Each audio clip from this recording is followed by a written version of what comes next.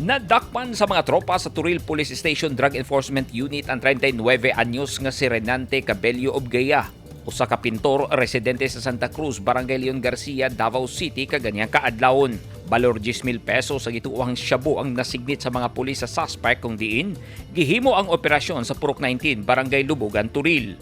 Sa Davao City, nadakpan sa joint drug buy-bust operation sa mga pulis sa SASA, RMFB ug Maritime Police ang 43 anyos nga si alias Bay, residente sa Golden Homes, Barangay ang Leong Tuning Syudad.